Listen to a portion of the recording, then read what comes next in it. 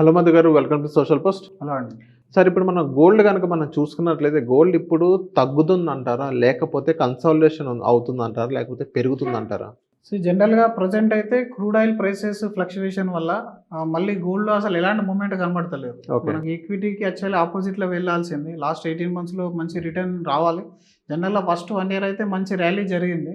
దాని తర్వాత మాత్రం ఈవెన్ గోల్డ్ పైన కూడా కాన్ఫిడెన్స్ లూజ్ అయింది చాలా మందికి. ప్రెజెంట్ అయితే మనీ అంతా కూడా ఇప్పుడు ఏఐ రిలేటెడ్ స్టాక్స్‌కి, సెమీకండక్టర్స్‌కి, తర్వాత మీకు క్రూడ్ ఆయిల్స్‌కి ఇటు సైడే మూవ్ అవుతుంది. కాబట్టి ఇంకొన్ని రోజులు ఈ అన్‌సర్టెనిటీ ఉండే ఛాన్స్ అనేది ఉంటుంది. దానికి తోడు అమెరికా యొక్క ఫెడ్ రేట్స్ అది బాగా ఇంపార్టెంట్ ఇక్కడ. రేట్ అనేది ఇంక్రీజ్ అయినప్పుడల్లా మీకు గోల్డ్ రేట్ అనేది తగ్గిపోయే ఛాన్స్ అనేది ఉంటుంది కాబట్టి, అమెరికా అనే ఆ యొక్క ఫెడ్ రేట్స్ అనేది మెయిన్ రీజన్ అనుకుంటున్నాను. ఎందుకనంటే ఇక్కడ బయట స్టాక్స్‌లో వెళ్ళే అమౌంట్ కంటే సేఫెస్ట్ ఇన్వెస్ట్‌మెంట్ ఆప్షన్స్ ఎక్కువ చూసుకుంటారు. ఇంట్రెస్ట్ రేట్ అక్కడ ఎక్కువ వచ్చిందని డెఫినెట్‌లీ అక్కడికి మూవ్ వెళ్ళిపోతా ఉంటారు కార్పొరేట్స్ అందరూ కూడా ఇన్వెస్ట్‌మెంట్ చేయడానికి.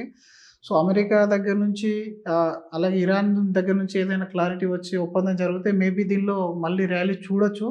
బట్ ఇప్పటి వరకైతే ఈ క్రూడ్ ఆయిల్ ప్రైసెస్ ఒక సర్టెన్ స్టేజ్‌కి రానంత వరకు డెఫినెట్‌లీ ఇది ఒక అంటే హై వాల్యూడ్ అసెట్ లాగానే ఉంది ఇప్పటికి. ఓకే. అంటే ఒకప్పటికంటే. సో, దీన్ని ఇప్పుడు మళ్ళీ లాంగ్ టర్మ్ కోసం చూసే వాళ్ళైతే ఇప్పుడే రారు.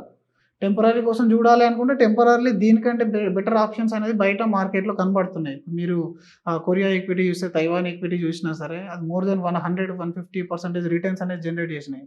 అండ్ నాస్డాక్ కంపెనీస్ కూడా మోర్ దెన్ 15% రిటర్న్ జనరేట్ చేస్తున్నాయి. సో, కాబట్టి ఇలాంటి టైంలో ఒక రకంగా మనీ అయితే ఎమర్జింగ్ మనీ అంతా కూడా ఇప్పుడు మన కంట్రీస్‌లో ఎఫ్ఐఐ విత్‌డ్రావల్ ఏదైతే జరుగుతుందో అంతా కూడా ఈ కంట్రీస్‌లోకెళ్తుంది. ఓకే. సో, డెఫినెట్‌లీ ఈవెన్ ఆ గోల్డ్‌లోకొచ్చే పోర్షన్ గూడా మెయిన్‌లీ ఇక్కడికెళ్తుంది అండ్ టీ బిల్స్‌కి వెళ్తుందనమాట. సో, గోల్డ్ అనేది ప్రెజెంట్ అయితే ఇలాంటి లాగింగ్‌లోనే జరిగే ఛాన్స్ అయితే కనబడుతుంది. ఓకే. ఈ టెంపరరీగా అయితే పెద్ద ఫ్లక్చుయేషన్ వచ్చే ఛాన్స్ అనేది లేదు. Okay. Okay. So, thank you sir మా సోషల్ పోస్ట్ ఇచ్చినందుకు. Thank you.